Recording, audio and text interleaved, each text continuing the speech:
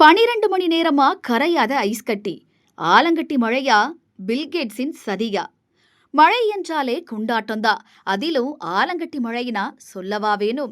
சிறுவர்கள் முதல் பெரியவர்கள் வரை ஆலங்கட்டி மழைய கையில ஏந்தி ஆனந்தமா விளையாடுவாங்க. ஆனா சமீபத்துல பெய்த ஆலங்கட்டி மழை பலரையும் திகிலடைய செஞ்சிருக்கு. கோவை மாவட்ட மேட்டுப்பாளையம் அருகே உள்ள அன்னூர் சுற்றுவட்டார கிராமங்கள்ல சமீபத்துல பெய்த வரலாறு காணாத மழையால பயிர்கள் கடுமையா சேதமடைஞ்சிருக்கு. அன்னூர் அருகே உள்ள செங்கப்பள்ளி, கணுவக்கரை, ஆம்போதி, பச்சாக்கானூர் உள்ளிட்ட பல்வேறு ஊரக பகுதிகளையும் இதே போல ஆலங்கட்டிகள் கரையாம விவசாய நிலங்கள்ல தேங்கி கிடந்திருக்கு. மழை பெய்தால் பயிர்கள் சேதமடைவது வழக்கமான ஒன்றுதானே அப்படின்னு நினைக்கலாம்.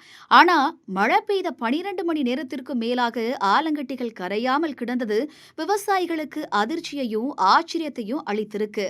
இப்படி திடீர்னு பெய்த ஆலங்கட்டி மழையால அப்பகுதியில பயிரிடப்பட்டிருந்த 4 மாத வயதுடைய வாழை தோட்டங்கள், பாக்கு மரங்கள் மற்றும் பல்வேறு தோட்டக்கலை பயிர்கள் கடுமையா பாதிக்கப்பட்டிருக்கு. இதுவரை இந்த அளவுக்கு ஆலங்கட்டி மழை பெய்ததில்ல அப்படின்னும் இது ஒரு இயற்கை பேரிடர் என்றும் அப்பகுதி விவசாயிங்க வேதனையோட தெரிவிச்சிருக்காங்க. பல இடங்கள்ல ஆலங்கட்டி மழை பெய்து 12 மணி நேரம் கடந்த பின்னரும் பனிக்கட்டிகள் சாலையோரம் மற்றும் தோட்டங்கள்ல கரையாம கிடந்தது இணையத்துல ஒரு தகவல் வேகமா பரவுச்சு.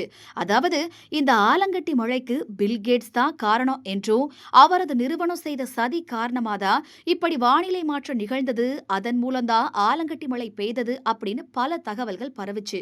குறிப்பாக இந்த காலநிலை மாற்றத்திற்கு பின்னால் பில்கேட்ஸின் கெம்ட்ரெயில்ஸ் மற்றும் ஜியோ என்ஜினியரிங் நிறுவனங்கள் தான் அடிப்படை காரணம் அப்படின்னு இணையத்துல பலரும் குற்றம் சாட்டினர்.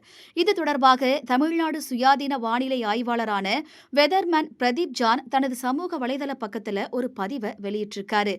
அதுல அவர் என்ன சொல்ல வராரு அப்படின்னா, கெம்ட்ரெயில்ஸ் என்பது முற்றிலும் ஒரு தவறான சதி கோட்பாடு ஆகும். அவை விமானங்கள் செல்லும் போது பின்னால் உருவாகும் கோடுகள் போன்ற நீராவி உறைதலாகும். இது ஒரு இயல்பான நிகழ்வு. இது பெரிய அளவுல ஆலங்கட்டி மழை உருவாக்கும் அப்படின்றதுக்கு எந்த ஒரு ஆதாரமும் இல்ல.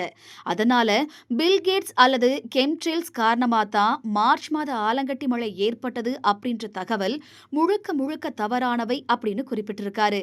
ஆலங்கட்டி மழை எப்படி உருவாகுது தெரியுமா? இடியுடன் கூடிய மேகங்கள்ல உருவாகும் பலமான மேலேற்ற காற்று நீர்த்துளிகளை மிக உயரமான குளிரடுக்கு பகுதிகளுக்கு தூக்கிச் செல்லும். அவை அங்கு உறைந்து அளவுல பெரிதாகி எடையால் கீழே விழும்போது அது ஆலங்கட்டி மழையா மாறுது. இந்த நிகழ்வு இந்தியாவில் பொதுவாக ஏப்ரல், மே மாதங்கள்ல காணப்படும். அவை எல்லா இடங்களிலும் ஏற்படுவதில்லை. மாறாக சில குறிப்பிட்ட இடங்கள்ல மட்டும்தான் ஏற்படுது. தமிழ்நாட்டில் ஆலங்கட்டி மழை சாதாரணமா ஏப்ரல், மே ஆகிய மாதங்கள்ல ஒரு சில இடங்கள்ல பெய்யும். ஆனா மார்ச் 18, 19 ஆகிய தேதிகள்ல மாநிலம் முழுவதும் பரவலா ஆலங்கட்டி மழை பெய்திருக்கு. இப்ப விஷயத்திற்கு வருவோம். ஆலங்கட்டிகள் கரையாமல் பல மணி நேரம் அப்படியே இருந்ததுக்கு பின்னால் உள்ள காரணம் என்னென்ன? ஆலங்கட்டிகள் பனித்தரையில் தேங்கும் போது அது ஒரு குளிர் சேமிப்பாக செயல்படுகிறது. இதனால் தரை மற்றும் அருகிலுள்ள காற்றை குளிர்விக்கிறது. இதன் மூலமாக ஒரு சிறிய குளிர் சூழல் உருவாவதால் பல மணி நேரம் ஆலங்கட்டிகள் கரையாமல் இருக்கும். இது தமிழ்நாட்டில் முதல் முறையும் அல்ல.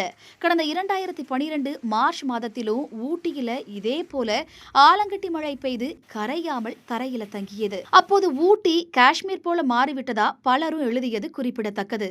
அதனால கரையாமல் இருந்த ஆலங்கட்டி மழைக்கும் பில்கேட்ஸின் நிறுவனத்திற்கும் எந்த சம்பந்தமும் இல்லை.